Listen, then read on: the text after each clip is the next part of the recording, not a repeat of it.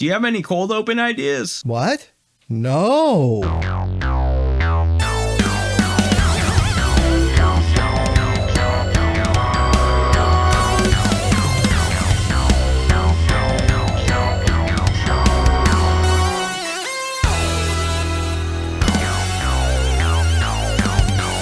Hey everyone, welcome to Straight Jacket Talk, where it's two guys, a girl, and a horror show. My name is Kevin, and I'm joined by a guy who likes to talk to plants. It's Nathan. Talk to plants all the time, only plastic ones, though. The real ones are always trying to kill me. They're tough. I'm also joined by a girl who hates math riddles. It's Gill. God, I hate math, and I hate math riddles, especially when I'm about to die. Who does that? Right. Horrible. Like, stress me out more. Yeah, no thanks. I want to die peacefully, please. It's not even a riddle that, like... Anyway, it's not even a riddle. It's an equation. Yeah. With a formula that you can't just do in your head easily. Yeah.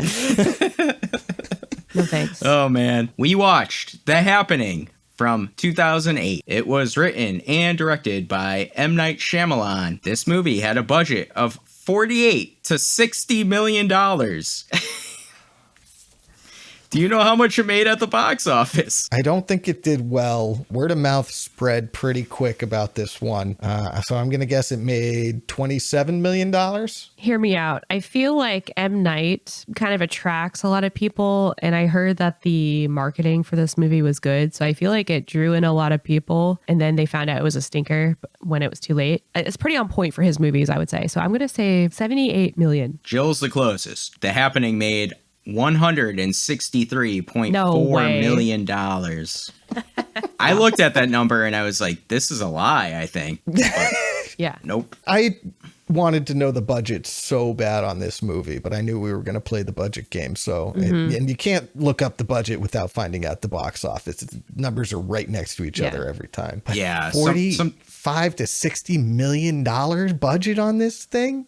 Yeah, where did How much of it went into Mark Wahlberg's pocket, do you think? A lot. A lot. It's funny because, Jill, you had said, like, about M. Night Shyamalan. This seems to be kind of a staple of a lot of his movies where they're marketed very well, I think. You know, there is interest, like, especially after movies like The Sixth Sense, where there's, like, the big twist, and you're like, okay, like, what craziness is going to go on in this one, right? It's a trap. I remember seeing the trailer for this one and being so intrigued. The first stage is loss of speech. Claire? The second stage is physical disorientation. The third stage is fatal. I hadn't seen Lady in the Water, which is his first real critically panned movie. So I really liked Signs and I really liked The Sixth Sense.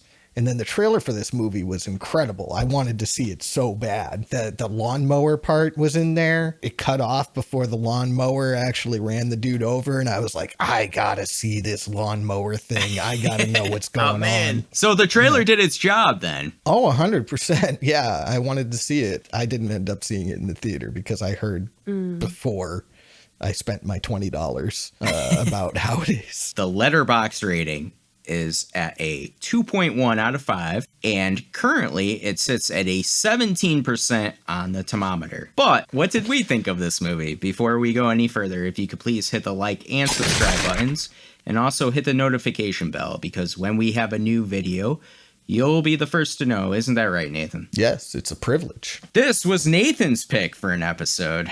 So Nathan, why did you choose The Happening for us to review? So last month, Kevin chose Halloween 5 for a Mouths of Madness episode, which means I had to watch it. And also, he then sent me 2 hours and 40 minutes worth of discussion of Halloween 5. So Jill, I apologize for getting you in the crossfire, but this is payback to Kevin for that. I considered going with Inland Empire because that's 3 hours long and just it doesn't make any sense. But I figured can't do 3 Lynch movies in 18 months. Then I considered doing Antichrist, but then I realized it's nearly impossible to find streaming, and it also might be a sex crime to make people watch that movie. So I ended up landing. That's a joke. It's an exaggeration. Only kind of. So I ended up landing on The Happening, but then, you know, I also got caught in my own crossfire. I had to watch the movie. Yep. Oh my goodness. So this was complete payback. It's funny because I was talking to somebody and they were like, oh, what movie are you guys reviewing for Straight Jacket Talk next? And I was like, The Happening. And they were like, oh, that's funny. Like, ha ha ha, what movie are you really doing? I was like, The Happening. And they were like, wait a minute, who picked it? And I was like, it was Nathan. Their first question was, does Nathan like The Happening? I was like, I don't think he does. I think this is some sort of a joyous dissection of what's considered maybe not a good movie. Is this the first movie that Nathan picked that he actually doesn't like? Yeah, I think so. I mean, I picked, what was the name of that Shining sequel? Dr. Sleep. Yeah. I picked Dr. Sleep, and I didn't end up liking that very much, but it was because I hadn't seen it. Right. You know. I kind of thought this was going to be a swear ball a little bit. Like, I thought Nathan was going to be like, you know, I kind of like The Happening. And I was going to be like, okay, I'm not going to lie. This movie is fascinating. For one, it being a big budget studio movie made by a man who knows how to make movies and starring a man who has 2 Oscar nominations to his name. And yet it still turned out this bad. And there's also like a charm to how bad it really is. There is a little bit of that The Room effect to it. Like, it's so bad that you end up being entertained by how bad it is. So like, I wasn't dreading watching this movie. I do enjoy it a little bit. Had you seen this movie before? You said you had, right? Yeah, I saw this movie. I don't remember when I saw it. I pirated it a while after it came out on like DVD or whatever. Not your first rodeo. No. Jill, is this your first time watching The Happening? Yeah, actually, I don't know how, but I've never heard of it before. Really? I don't know if that's crazy, but I feel like the more I learn about it, I think it is crazy. I don't know why. This one just like slips through my fingers. Yeah. I don't know. It is a pretty famously bad movie, I would say. Yeah. It was the first one that made people go, oh, this guy might be a hack. I'm kind of glad I didn't see it because I don't know. I really love The Village, but kind of like I said earlier with the M. Night movies, like I feel like lately he's just kind of like lost his touch. Like he did really well in the beginning, you know, with his first couple of hits. And now he has really good ideas. Like the concept of this movie is really cool. It's just the execution and the script or the direction. That must be it. I blame the whole movie on M. Night Shyamalan. Mark Wahlberg everybody gives him shit, but he's a decent actor. He was 2 years coming off The Departed with Scorsese and Leonardo DiCaprio. You don't get a man with that much talent to act that poorly. Need a second, okay? Why can't anybody give me a goddamn second? Unless you've got really, really bad directing. Yeah. So it's just off. And also Zooey Deschanel, like she's amazing. How do you make Zooey Deschanel not have a presence or personality in your movie? That's wild to me. Just when you thought there couldn't be any more evil that could be invented. With her specifically, her thing always seems like the quirky one, like who's kind of eccentric but different and like, you know, but endearing at the same time. And in this movie, Manic Pixie Dream Girl extraordinaire. Yes. Yeah. It's a weird In this role movie, for she's her. none of that. Yeah, right. Well, she's nothing in this movie. Yeah. You can't just stand here as the uninvolved observer. That's true. That's Pretty very much. true. Yeah, Jill, what are your overall thoughts? When I was watching this, I just want to mention this first. I went on Letterboxd and I saw all the bad reviews. But my friend Willow, she's a movie critic. I read her long review on Letterboxd, and she said she watched this or rewatched it with muting it and then playing the soundtrack like on Spotify at the same time. And she said it's a much better movie. Like it's actually pretty good when you do that. So I kind of want to do that. I guess, yeah. And Get that dialogue out of your I have ears. to agree, right? Like, it's pretty bad. Yeah. But one thing I do like about M. Night movies is, I live on the outskirts of Philadelphia, and he's always trying to, like, shove in your face these, like, landmarks or, like, little, not even Easter eggs, just, little clues about Philadelphia and the area. So I like those things because I'm like, that's familiar to me. And I like the concept, like I said, like, it is really creepy to have this concept of this neurotoxin in the air that makes you want to kill yourself. But I've seen like suicide, like movies like that before done way better. I keep talking about this movie, Bird Box. I keep talking. Still not a great movie. It's not a great movie either. No. I keep talking about Suicide Club. It's a Japanese movie. And that's one that's always like stuck with me. It's so scary. And that's kind of what I thought I was getting. Silly me. That's not what we got. It was very like tame. A lot of the action was off camera and the gore was kind of after the fact. And a lot of things just did not make sense, like logic wise. Whatever's happening is happening to smaller and smaller populations. It was a fun watch once I was like, okay, this is kind of dumb. This doesn't make sense. Just going to have some fun with it. But yeah, this is I didn't know like anything about it really when I went in to watch it. And I was like, that's cool. What is this? So yeah. Yeah, you hadn't been primed by the fact that it's one of the most well-known bad movies out there. Well, I did tell Anthony I was watching this and he said that movie fucking sucks. So, but he says that a lot. So I was like, maybe it's not that bad. And also because Nathan picked it, I was like, okay, maybe it's a good movie because I trust Nathan's taste. And I got bamboozled to hell. Dang. With this. Yeah. In the crosshairs of your little petty fight that you guys got going on here. Leave me out of it next time, okay? In fairness, I actually kind of like Halloween 5, so... I know you do. Actually, you know what, though? I am glad Nathan chose this, because I think a lot of times on our show specifically, we choose movies that either, like, we really enjoy or that are kind of considered, at least, a good movie. So I think it's cool to, like, go outside of that box a little bit and play in that sandbox and have a good time. And I'll be honest, I saw this one years and years ago when it first came out, before it started getting really like, in my mind, all like the real bad stuff with it. At the time, I remember just thinking it was a pretty forgettable, like, M. Night Shyamalan movie. I was really looking for the big twist. Why are all these people killing themselves and stuff? And I just remember the answer just not being satisfactory for me. Like, it's the plants. They can release chemicals. This doesn't seem big enough for this movie, right? And this rewatch is the first time I've seen it since probably 2008. The only thing I really remembered from it was the lawnmower kill. That is really the one set piece that's in my mind still. You know what? Overall, I know you chose it to be a bastard, but I gotta say, like, it was cool, like, going back and rewatching this for sure. What's your overall thoughts? You kind of gave us a little tease. Yeah, I mean, this movie is just a long series of baffling decisions, would be the way I would put it. Starting with even just the opening.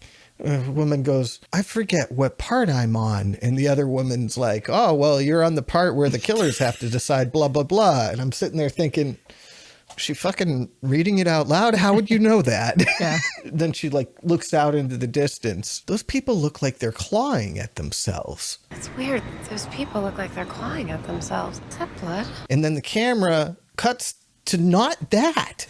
At all. Nothing. Yeah. Nothing. The camera cuts to nothing. Almost every decision made in the making of this movie is a decision like that, where none of it makes sense. The editing doesn't make sense. The dialogue is like an alien wrote it. We're so much the same, Jess. I don't like to show my emotions either. AI. AI. Yeah, AI wrote it. AI slop. It's just like the woman calling her lemonade lemon drink. Nobody says that, you know, and none of the characters are in any way good. They don't seem to grow in any way. The conflict between Mark Wahlberg and Zooey Deschanel there, Elliot and Alma, is just this giant nothing burger that doesn't matter even a little bit. And even the kills, even that, like, I talked about how we saw the lawnmower in the trailer, and that's what hooked me. In the actual movie, it goes on for like literally 2 seconds longer, and you see some CGI blood spray. Yeah. So that's not good either. No, just like I said, a long series of baffling decisions on the part of the filmmaker. John Leguizamo. Johnny Legs. Amazing. He's so good. I know. But not in this. Not in this. Doesn't make any fun. He's pulling percentages out of his ass. 62% chance.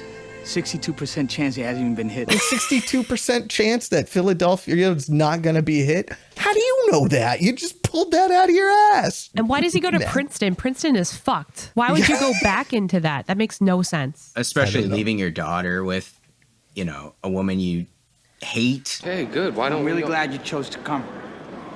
And then he's like he doesn't mean seem to to her. like her at all.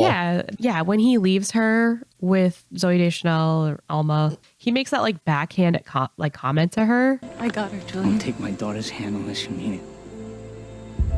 I'm like, what is that about? Don't take her hand unless you mean it. Yeah, that's weird. It's because he Okay, doesn't brother. trust her. But okay, you don't trust her. I get you trust your friend. She was but crying at her wedding day. Like, I walked into a waiting room by mistake and she was crying. okay. She had dessert with a friend. Dessert Co-worker. coworker. Hold on. It's still a nothing burger because she didn't actually do anything, but she did lie to Mark Wahlberg about it, Lied to me? which means that she did have some sort of intention. I don't, you know what I'm saying? Yeah. I was like, what the fuck? So, For sure. I mean, she seems like she's 1 foot out of the marriage since the beginning, right? And he's like fully in and obviously loves her and is like ignorance is bliss sort of deal on her. You know what fixes everything? Having a child and also adopting a child. So yeah. everything will be Always. just fine.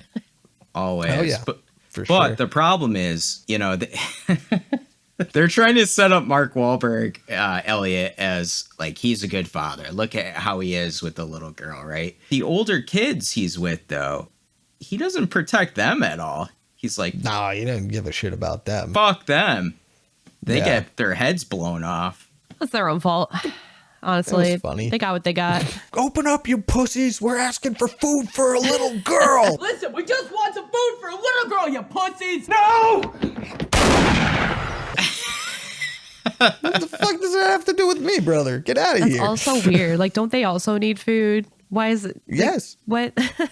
I What? Elliot's just look like he's like, settle down, Hey, Josh, don't do that. settle down. settle down. Like, calm down. Like, no, take control of this situation. I gotta ask a big question. Do you both think that M. Night Shyamalan made this movie intentionally to be bad, or do you think it is just what ended up happening? Because, like Nathan, like you said, Mark Wahlberg is not a bad actor overall. No. Like, I know he's done action-y stuff, but he's not bad overall. John Leguizamo is not bad overall. Zooey Deschanel, she's not bad overall.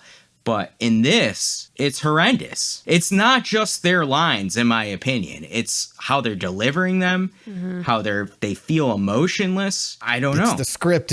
Yeah. I mean, there was a point where Shyamalan was apparently saying that, oh, it's a silly B movie, but I feel like he didn't start saying that until after the reviews started rolling in. But then he kept making Yeah. movies that were as bad. So I really feel like he Yeah. thinks he's cooking. He's in the kitchen. Yeah, He I thinks agree. he's cooking, and then he just lost his touch or something. I don't know what's going on with him. The next movie he made after this was Avatar: The Last Airbender, which is one of the worst movies. I haven't seen it, but it's one of the worst reviewed movies like ever. Did you like, see the Easter egg in the movie? The girl had the Avatar backpack. I didn't see it until I saw a YouTube video. I actually didn't know he pointing did it that out, movie. But I didn't know it either. In my mind, I'm like, is this the blue people or is this the bald kid? I'm confused. It's the bald it's kid. the bald kid. Yeah. right. He continued to make bad movies after this. So I don't think he made it bad on purpose, because then he would have decided to make the next one good. And he wasn't able to, from what again, haven't seen the movie, but from what I understand, he very much was not able to make the next one good. So I guess that lends to the idea. Do you think that he had such success with Sixth Sense, Signs, even The Village? Do you think that kind of got to his head and he was like, I'm going to make just what I'm going to, like, I'm so, like you said, Jill, I'm full of myself. I'm feeling myself. Like, I can do no wrong sort of deal. Like, what do these people know? I know I stuff. feel like he's just doing what he wants. Like, he has that comfortability to make whatever he wants, and this is what he thinks is good, and that's why he keeps making them. Someone's gonna watch it. He's still making money off of it. He's just, Yeah. he's able to make what he wants. That's he's true. using much smaller budgets these days. Yeah. Where did the budget go in this? I'm confused. Mark Wahlberg and Zooey Deschanel would be my guess. No, it's funny because, like I said, when I saw that trailer, I was like, oh, it's another M. Night Shyamalan movie. It's going to be great. Because all I had seen was The Sixth Sense and Signs. And he was like one of my favorite directors basically at the time because I loved those movies. You're right. And then just, pew. The mighty have fallen. Yeah, I mean, this seems like the cliff right here because after this, did he have another critically acclaimed? I mean, maybe he had made money with his movies, but did he have another like critically acclaimed movie? The Visit did all right with the critics, from what I understand. He's had a few smaller movies that the critics are like, yeah, not bad. And that's about it. So Nice pat on the back. good job. You had mentioned the opening, Nathan. I actually had to go back and rewind for a minute. When I heard her talking about, like, where am I? And the other girl goes, you're at the part, and I forget what she says exactly, where It's the like killers have to decide what to do with the disabled girl or something. with the crazy crippled like that. girl. You're at the place where the killers meet to decide what to do with the crippled girl. The crippled girl, that's right.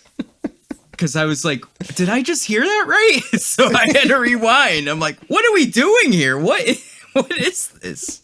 I don't know. But I will say, and I agree with what you said about like the camera panning and like, it doesn't make any sense because we can't see what happens. The construction worker scene I actually really liked because I thought that was like pretty cool and chaotic to see right at the beginning of your movie. The acting was so bad, though, of the guy who was watching it all happen. That's what ruined it for me. Is Yeah. Lord in heaven or whatever he says. God in heaven. And he's like looking up at the sky at that. Cheese and crackers. Cheese and crackers. Cheese and crackers also. Cheese and Like, crack. like, what are we doing here? But the thing about that construction worker, though, is like those people are falling down and he's on the ground below them. He needs to run. Yeah. People are heavy. Yeah. And when they fall that far, it's going to hurt real bad. Right. That scene opens up with like the punchline to a joke.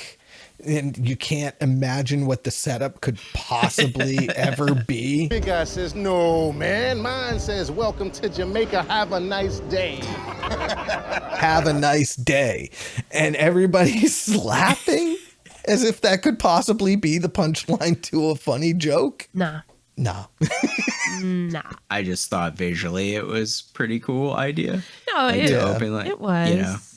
There are some of those, like the bodies hanging Yeah. when they're driving, I think, into Princeton. There are some cool moments. Some of this movie actually felt a bit like the setup for a disaster movie, right? I like that, like those parts, because it does get you kind of not scared, but just like your adrenaline going, like you're trying to outrun something. Like the wind. Let's just stay ahead of the wind.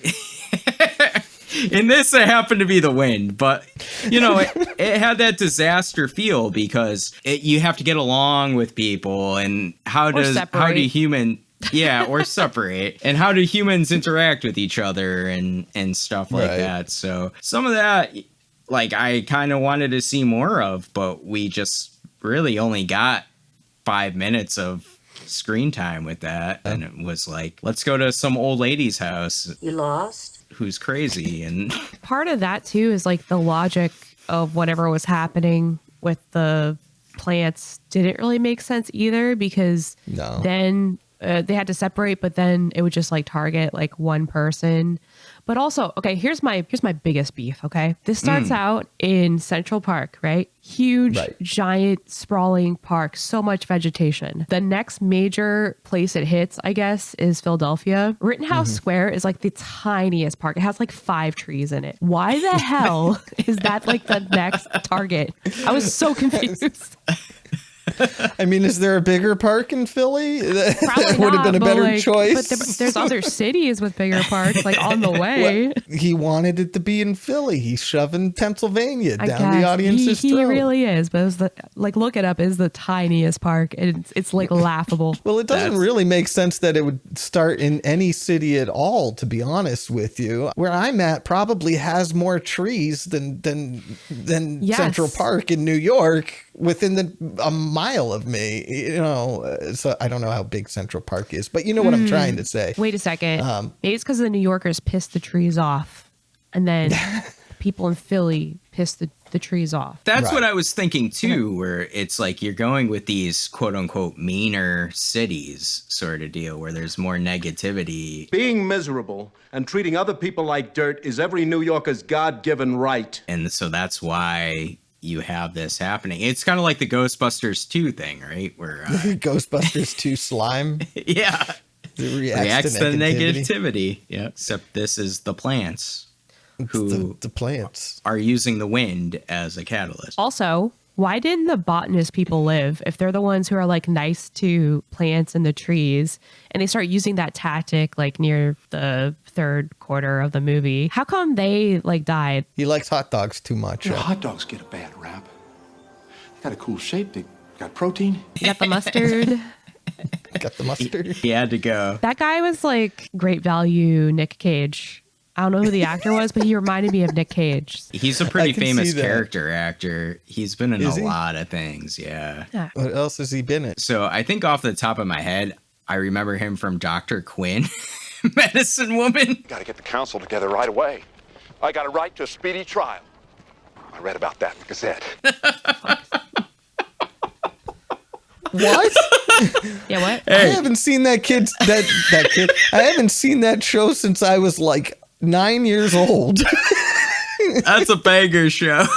I'm aging myself quite a bit right now, but that show was like for adults when we were children. It was not supposed to be. Loved it.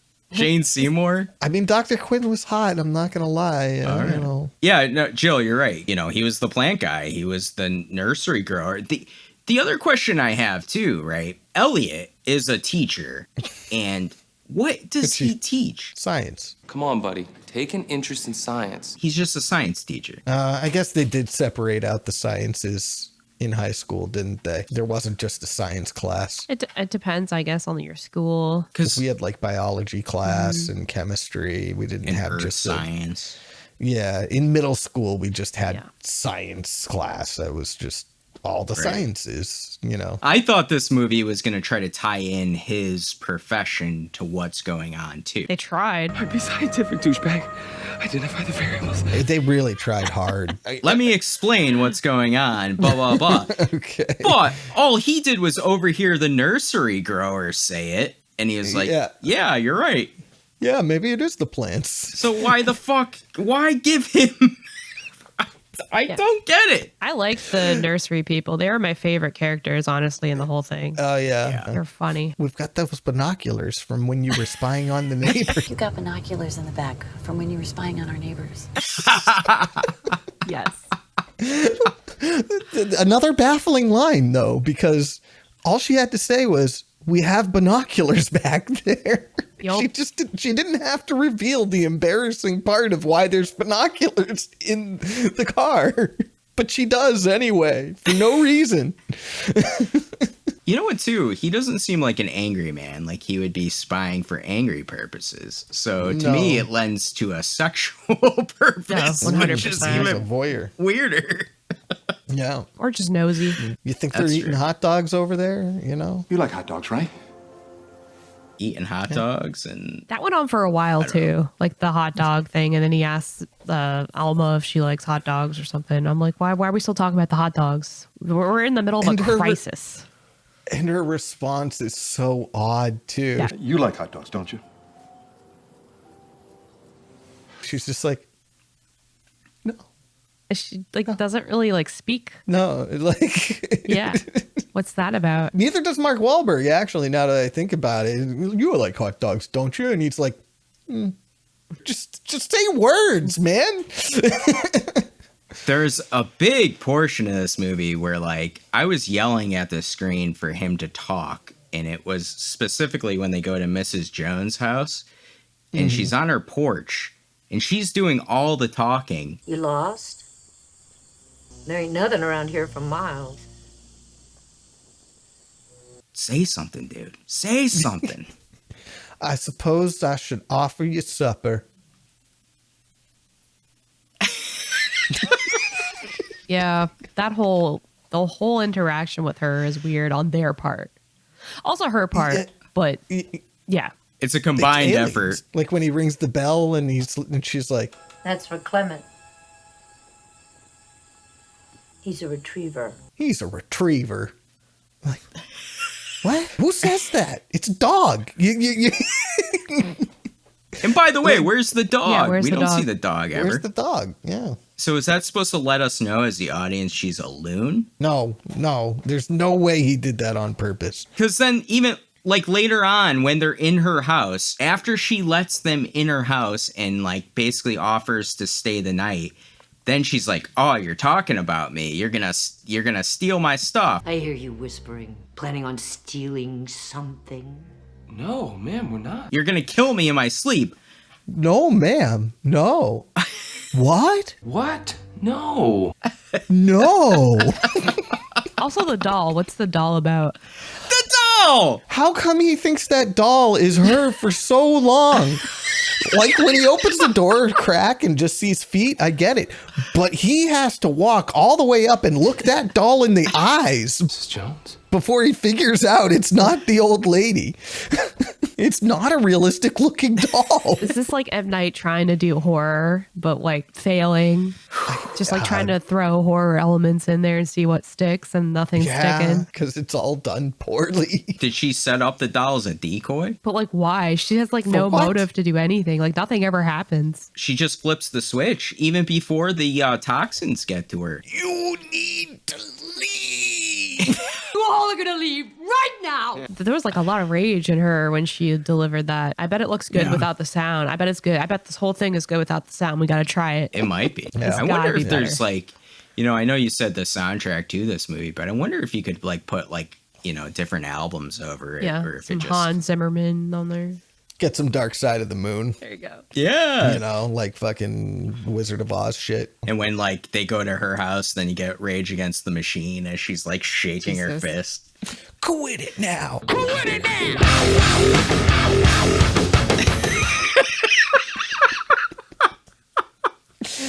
Also, when you know the trees and the plants are the cause of this, why the fuck would you let this kid swing on a swing attached to a tree? Maybe that's not a good idea. For so long. I don't know. And they even say that's a bad idea. What kind of tree is this? I think it's a maple. Why does it matter? That kind of sounds like Ed Gein in the new Netflix show. I think it's a maple. Nathan's got the perfect Ed Gein voice. He does. Sinful cold cuts. Sinful cold cuts. Anyway, I haven't seen the show. I have no idea what he sounds like. In the Jeep ride that Julian takes with those random people to go to Princeton to get his wife, they tease the idea that there's a hole in the roof of the Jeep that the air is getting into, right? So eventually they're going to get infected here. I thought this was going to play out as a bigger thing. Like, we can't go outside at all. We have to stay in at all times. Right. But it didn't seem like that much of a necessity. There's no logic. No? There's no logic. Like, they should have stayed in that model home. Yes. Yeah, exactly. Yeah, this should have been a movie where they stayed the fuck put. I mean, Bird Box isn't a good movie, right? But it's almost the exact same plot at the end of the day, but they stay in the fucking house. And their reason for leaving was that other people were coming. But if you're going to be inside, like, why does it matter? I don't know. Although that woman's daughter was inside when she got infected and jumped out the window that you heard over the phone there. JC! What's that about? Is there like cracks? I don't know. Like, I don't get it. I mean, our homes aren't exactly house. airtight, so I really don't understand the logic. Mark Wahlberg at one point says we have to stay ahead of the wind. Let's just stay ahead of the wind. And then they run away from the wind. There is no logic here to be found. And like Jill said before too, they came up with the idea that they have to stay in smaller groups, but then Mrs. Jones by herself gets infected. I mean, they do kind of explain that it gets more and more sensitive as time goes on, and at its peak sensitivity. Lazy. Yeah, I mean, a news report explains it at one point, but it doesn't really explain why that should make sense to the audience. It just says, this is how it is. I mean, by the end, when it's at its most sensitive, then yeah, it can infect one person. But then they fucking just go outside anyway. I want to be with you, and I'm going to come be with you. They should have been infected like 5 times. Just take the fucking kid out there, you know.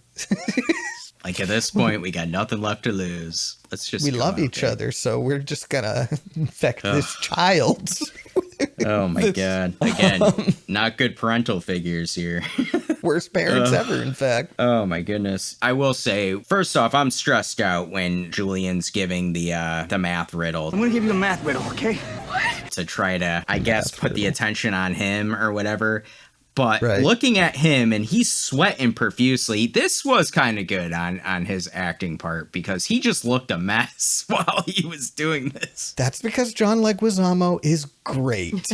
But there's nothing that's going to save that script. This movie is not as bad as The Room is, but it's way too close for how big a budget it has. And the script is really a big thing that gets it there, you know. Here's a riddle. How much would you have if I said I would pay you a penny on the first day, and then 2 pennies on the second, and then 4 pennies on the third day, and I just kept doubling it. I did this for a month.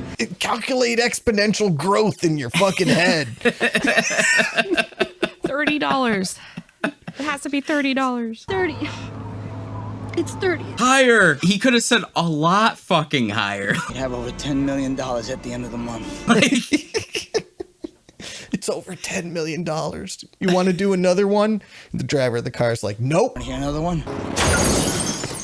You're not doing another one. Smacks a tree. That's really what happened. He was like, fuck That's these really math what problems.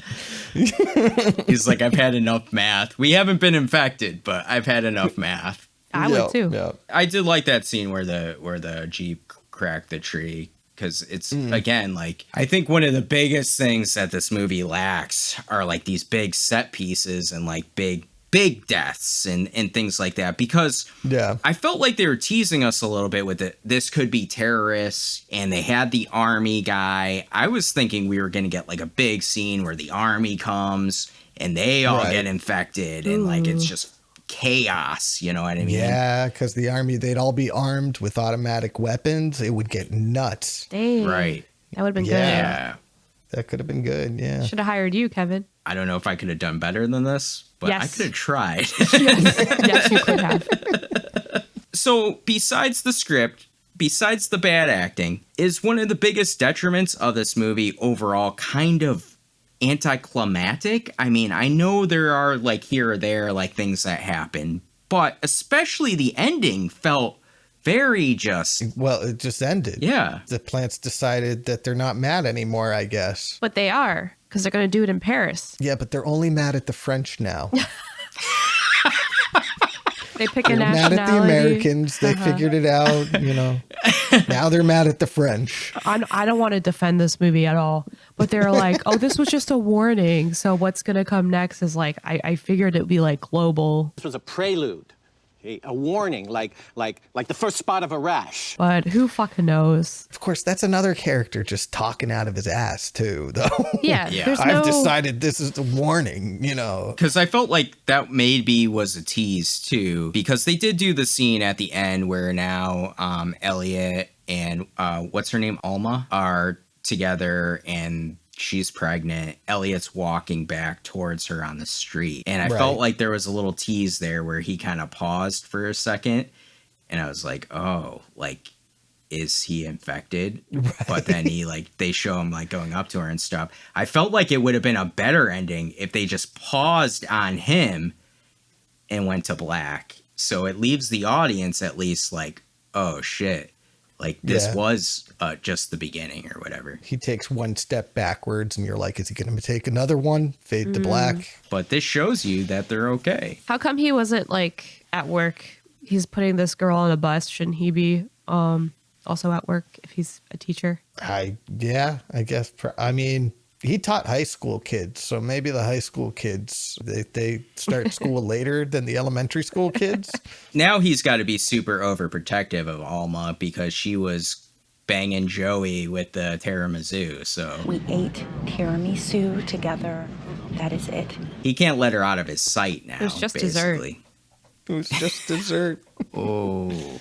Worst timing ever, by the way, for her to be telling him that. There was this guy, Joey. I went out and I had dessert with him when I told you I worked late, and I didn't work late. I'm feeling really guilty in case we're gonna die. I just wanted you to know that. Yeah. Hey, we're gonna die. Just want to let you know. Just keep it to yourself, dude. I lied to you. Now that we're all just so stressed out, I just wanted to add this extra stress to your life. You know what? This is just another instance of like The Walking Dead doing something better. Shane is it Shane and Rick? That was good. That's how you do that. This is like the end of the world, and that was, fucking your friend or whatever. No, I agree. If I was Elliot, man, I would have went up to that pharmacist and asked for more than the cough syrup. It was a really good-looking pharmacist behind the counter. I went up and I asked where the cough syrup was. I didn't even have a cough. But that whole story was fake. That superfluous bottle of cough syrup. Was that a joke? It's another part where he just doesn't say any words. And it's like, I would say words here. I don't know. Dumb. I don't know. I don't know. Speechless. At one point, I was writing questions down in my notes, but I was like, there's no answers for these. So, like, why am I writing them down? There's so many questions. Like, why is he telling that kid he's going to be ugly? Human nose and ears grow a fraction of an inch each year. So a perfect balance of features now might not look so perfect 5 years from now. That was actually pretty funny. I did like that. I will say, though, it went from this, like, horrendous scene of construction workers falling to like the most dreadful monologue from Mark Wahlberg, like right away. Look, I don't know if you guys have heard about this article in the New York Times about honeybees vanishing. Have you guys seen this article in the New York Times about the honeybees? That had to be done on purpose. I'm telling you, it had to have been. No, I don't think so. I don't think he's trying to be smart or funny. I think he's just doing what he's doing. Come on, buddy. Take an interest in science. Just an act of nature. Oh my God. And he's a science teacher and he's telling these kids. And science will come up with some reason to put in the books. But in the end, it'll be just a theory. But in the end, it'll just be a theory. If scientists just make shit up to put in the books. and like they wouldn't study it and figure out what happened. Or, scientists often say, we don't know. They say that shit all the time because there's so much we don't know. But no, they're going to put a theory in the books, but you won't be able to trust that. I'm a science teacher. Yeah. Why is this all happening? I just love he sits down with a wine. Yeah, the fake wine. Bullshit. He talks to the plant. Talking to a plastic plant. Oh, yeah, he talks to the fucking plant, too. The plastic plant. That is legitimately funny. And I think it was funny on purpose. So I'm going to give Shyamalan that one. He gets 1 point. Yeah, it had to have been. It had to have been because, I don't know, either that or Mark Wahlberg legit was like losing his mind during the making of this movie. Mark Wahlberg read this script and took the part.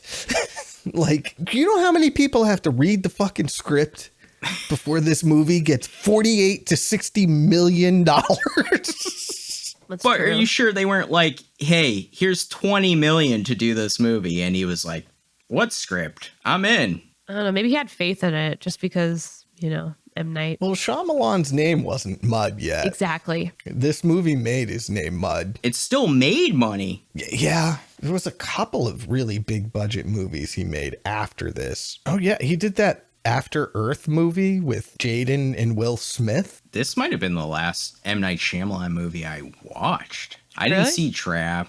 Yeah. I haven't seen Trap Knock either. at the cabin door or whatever. I didn't see that. I watched The both. Visit. Knock at the cabin door was crap. Trap was like pretty okay. Like for mainstream people going to see a movie, I think they would think the twist is cool. It still wasn't great. It was like pretty mid. But I like the concept. Again, with the good concepts. Yep, good concept, bad execution. Did you see Old at all? No. When did that come out? 2021. The beach makes people old. What? No, that Yeah. one. I don't know about that one. I will say that trailer did not make me want to see that movie because, I think in the trailer they showed a couple going off having sex. I mean, they don't show it on the trailer, and then she's giving birth literally like 2 minutes later in the trailer, and you're like, holy shit, this is not exciting. You're not into that? You're not into birth? Yeah, Well- I mean, I'm into birth, but not too. Yeah, 9 months of age pass in a couple of minutes or whatever. And that's the whole concept of the movie is like you go to this beach and it makes you age rapidly. Let's skip And that it's one, like, I guess. Maybe just don't go to that beach, I guess. Problem solved. Unless they're stranded there. I don't know. Is it the Jersey Shore? Probably. Ooh, That's where You all have to the turn. people from Philly go. Is there anything else in this that you want to talk about? They're at the restaurant after the train stopped for no fucking reason at all. And they're all talking. Mark Wahlberg's just talking to little Jess there. And the old lady next to her is like, look at this video that my sister sent me. Oh my God, look at this. My sister sent it to me.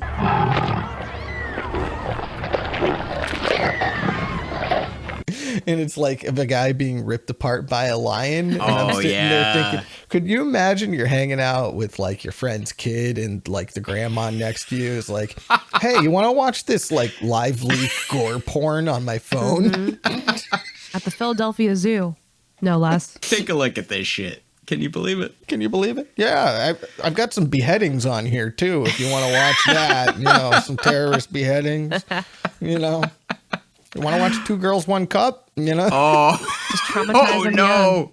Traumatize them young. Oh, no. Yeah, it's fucked up. There's a lot of that where I'm like, how come they're not like shielding this child from all this shit going on? They tried to at one point when Elliot was like looking at the binoculars with the bodies in the road. He's like, just give me the map. And she's like, almost like, what is it? Don't cause a panic, okay? Jess can hear you. It's bodies, isn't it? I knew it would be bodies. He's like, just give me the map. And she's like, it's bodies, isn't it? Jess is right next to you. She can hear you. Oh my God, of course it's bodies. It's like, did you not hear the man? Dude, Jess is going to need so much therapy. So much therapy. So She much. saw those 2 teenagers get shot. And that headshot on the second one was pretty brutal looking. Yup. Jesus. It was good for them to be taken out of this movie, though. They were annoying. They were really annoying. Oh, my goodness. Hey, how come you guys don't have kids? Got kids? No. How come? You got a problem? Yeah, who thinks of that? Is there something wrong with you? You got low sperm count? What do we got here? A little personal. Couple of things about the end. Jess is right there when Alma's like, it turned out purple meant I was horny. Then we checked the little paper chart and it turned out that purple meant I was horny. You love that. And you liked that Oh my God. on the mood ring discussion. like, Jess is right there.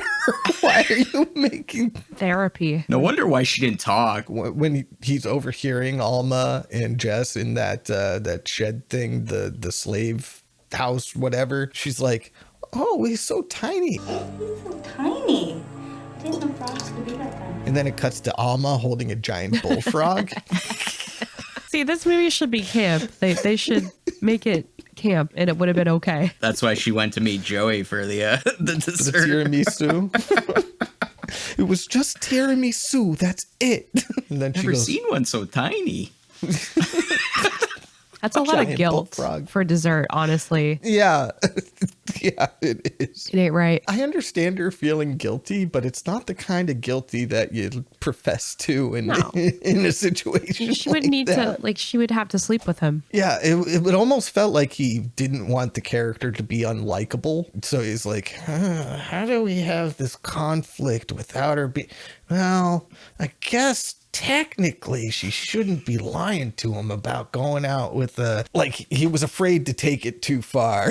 Well, he made her unlikable anyways by giving her no personality or anybody except for the botanist. I'm not the type of person who likes to share my feelings. I love you, Ellie, but I don't like to put my feelings out there for everyone to see. I'm not that type of person. I am upset.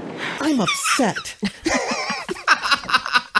That might be the biggest thing against this movie is there are maybe besides the nursery guy and wife there's no likable characters really. Their actions none of the characters are stupid. Anything. Yeah. They have no personalities really. Plain white bread, and you're like supposed to root for these characters. We're not. I mean, I don't dislike the characters either. I just don't have feelings about them at all. You don't care if they die, and that's kind of the point. Like, you should care, right? Exactly. Like, they missed the mark. That's where all the drama would come from. These people aren't real, so you can't scare me by saying they're gonna die. Yeah. Unless you find a way to make me care. But then this is like the perfect setup for, at the end of the day, they all should have died horrible deaths. So at least it would have given Kevin. I'm sorry, but like then it would have given your movie some sort of like gravitas, something, you know, like I don't know. I don't think that would have helped. You have to write better characters in the first fucking place.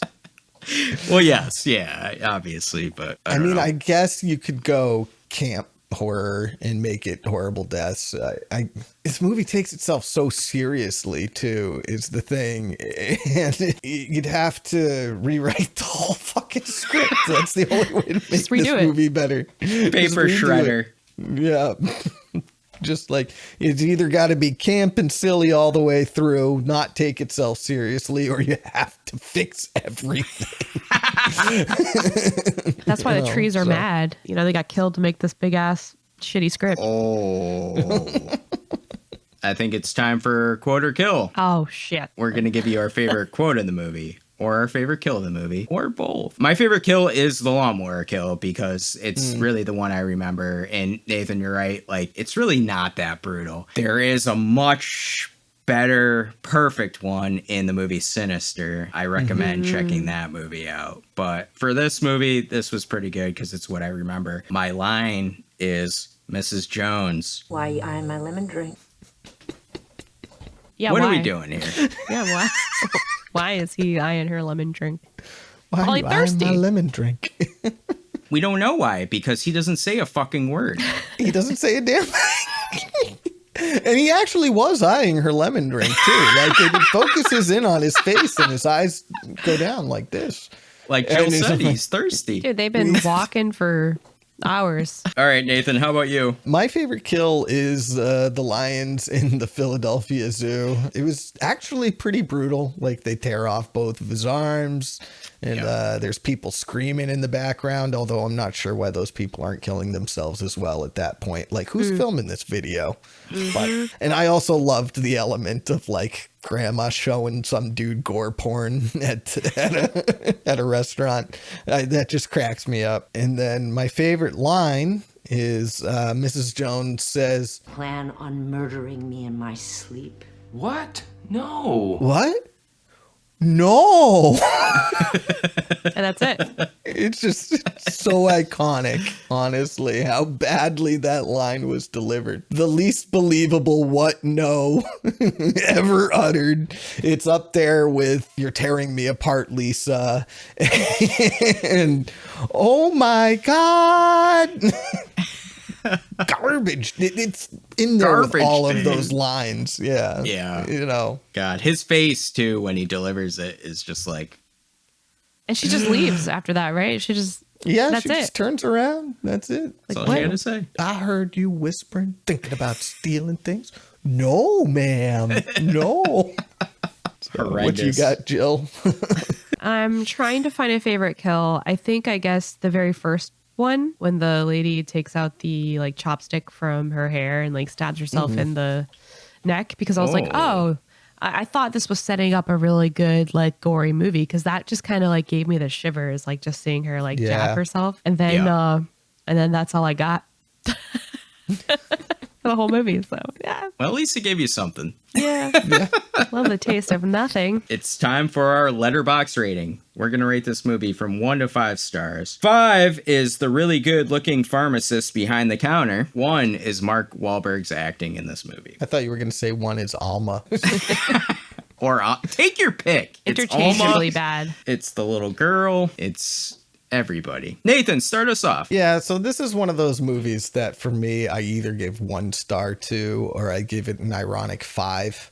But I don't want to give the ironic 5. I'm going to give this movie 1 star. It is just not a good movie. I am going to also recommend that people watch this movie, though, for the same reason that you might watch something like The Room or Troll 2. It's not as bad as those movies, but it is fascinating that you can turn $60 million into something this horrifically bad. Yeah, 1 star. I love it. Anyway. Vile. It's vile, but it gets 4 stars. Jill, how about you? I'm going to give it 2 stars because I like the concept. I think the concept was good.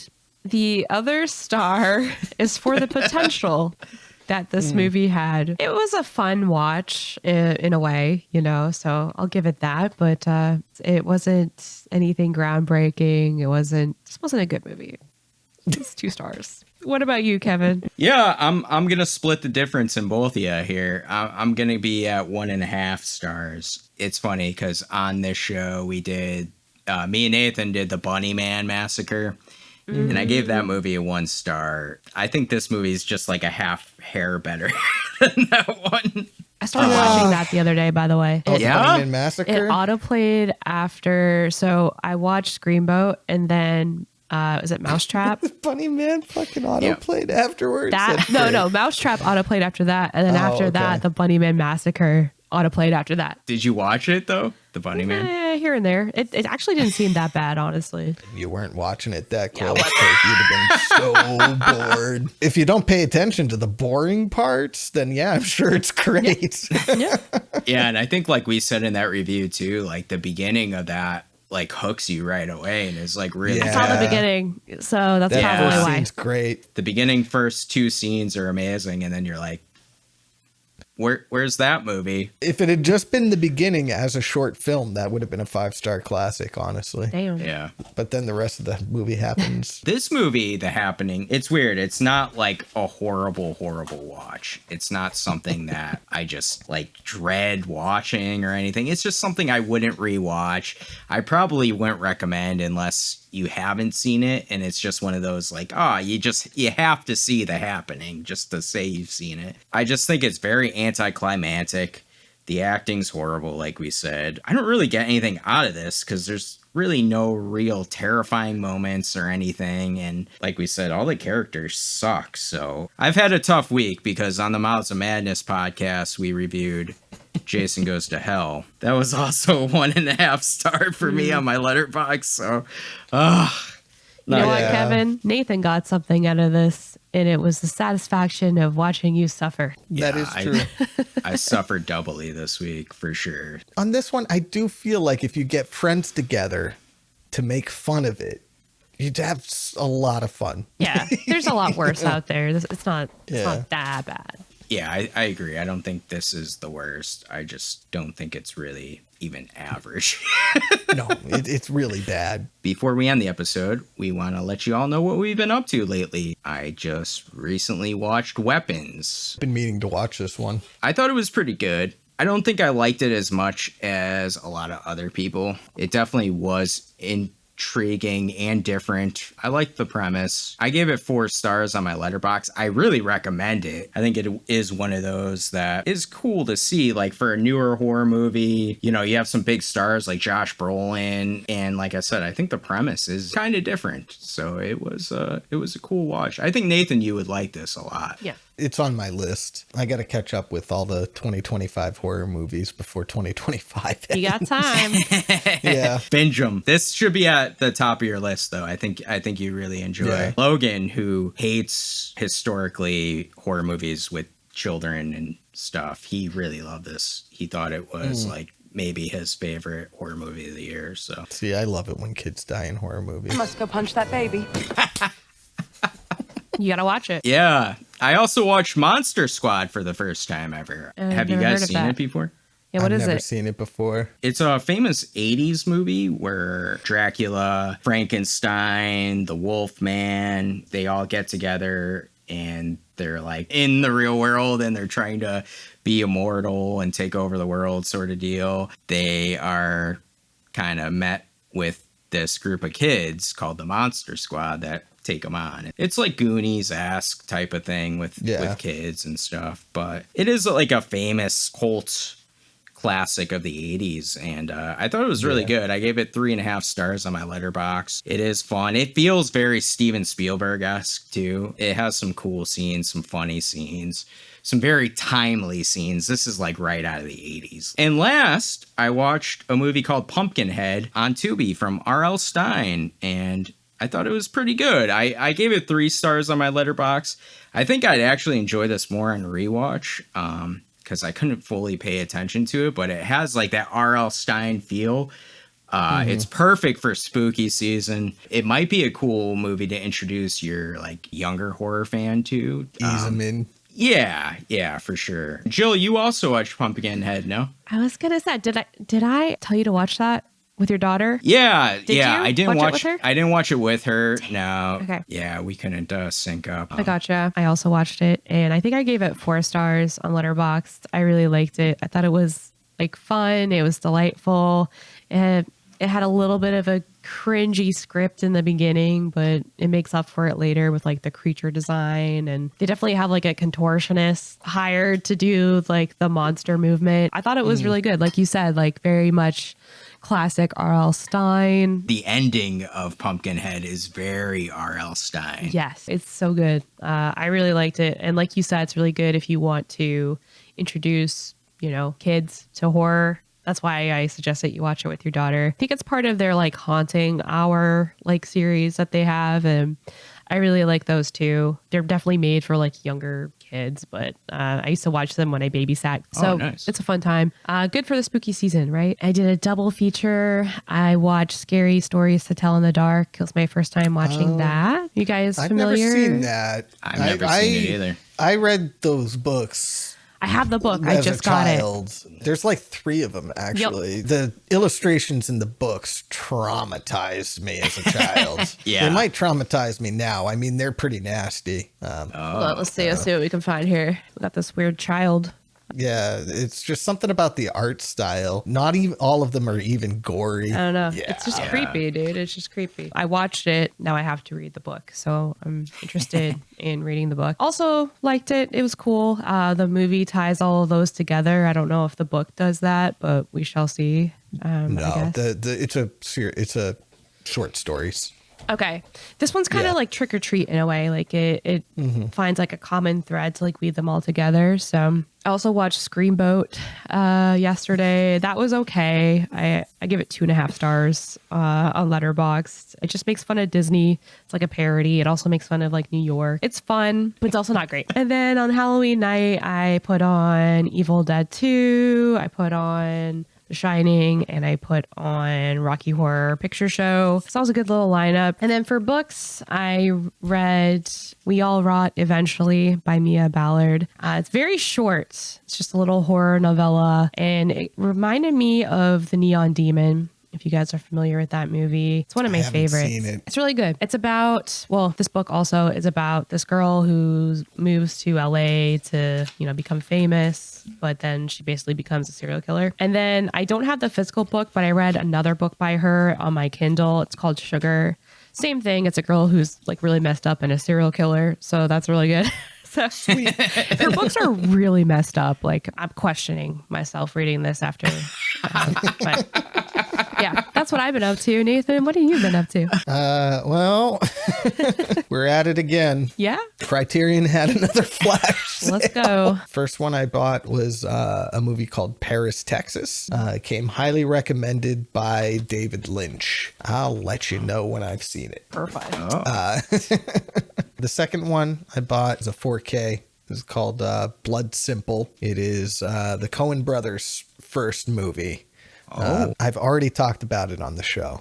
So it sounds like neither of you remember that, but I'm not talking about it again. So shit. I got a bad memory, Me man. too, man. Bad memory. I feel like a bad friend right now. No, you can't remember everything I talked can't about remember on the shit. show. I can't remember what I talked about Yeah, last same. week. So Yeah, never mind. I understand you. that. I bought Deep Cover, which I've talked about on the show.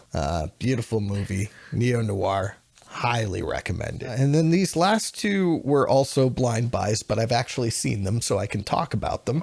First one is a movie called Peeping Tom. It is by a director called Michael Powell. Came out in the UK in 1960. People talk about Psycho being the first, slasher, but this came out a couple of months before Psycho did. It's a slasher. The guy who uses a camera with a tripod comes to a point at one of the ends, and he takes pictures of women just as they're about to die because he's going to kill them. Obviously, it came out in 1960, so it's much more tame than your average, Jason movie or whatever. It's really damn good. It's different. You end up empathizing with the killer, which is kind of awful.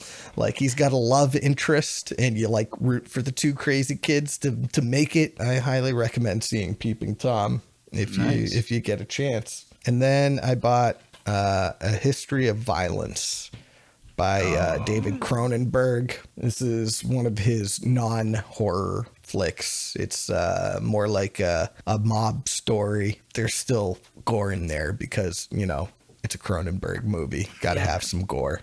Yeah. It's about a guy who he's working at a diner, and a couple of guys came into the diner who are up to no good. And he kills them, and his face ends up all over the news. And then a mobster comes into the diner a couple of days later, calling him by a different name than you've known him for the first 20 minutes of the movie. And there's a lot of intrigue, and there's a lot of commentary about violence in America, and violence as a tool. And it's really, really good. If you have any love for Cronenberg stuff, I think this is one of his best, honestly, despite the fact that it's very different from pretty much every other Cronenberg movie I've ever seen. First one I've seen that wouldn't be considered horror. That's really interesting. I didn't even know he did anything but horror. Yeah, he also did another movie called Eastern Promises, which I haven't seen that one, but it's another sort of prestige drama sort of deal. The way A History of Violence is. So that's what I got from Criterion in their last 50% off flash sale. Got some good stuff in there. I love a little haul. Yeah. I love hauls. For sure. Barnes & Noble's about to have a 50% off Criterion sale starting on Friday too. Shit. And I got a Barnes & Noble gift card for my birthday. So how much? $50. Okay. That'll buy me 2 4Ks or whatever. That will get you started. I'm running out of shelf space though. And a new shelf. Yeah. Pocket. Get the credit card out. Criterion, here I come. Yeah, if you're interested in seeing any of the movies that we review, we're going to have links in the description to our letterbox. You can also take a look at Jill's Goodreads and see what she's reading as well. We'll have the link in the description for you to check out. That does it for our episode on The Happening. We'll be back soon with another review, and we're going to be doing Jill's pick, Thanksgiving, just in time. There will be no leftovers. Oh! Did we do that in sync? It'll be in sync once I edit it together. That's all that matters. That was good. That was good. I didn't know you were going to do that. But until then, back to the padded room with you. Do you like hot dogs?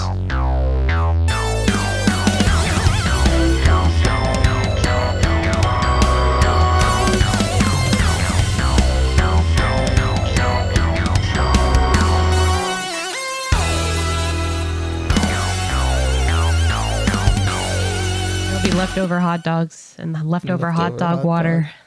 Can you imagine? Oh, the hot dog water. Ooh.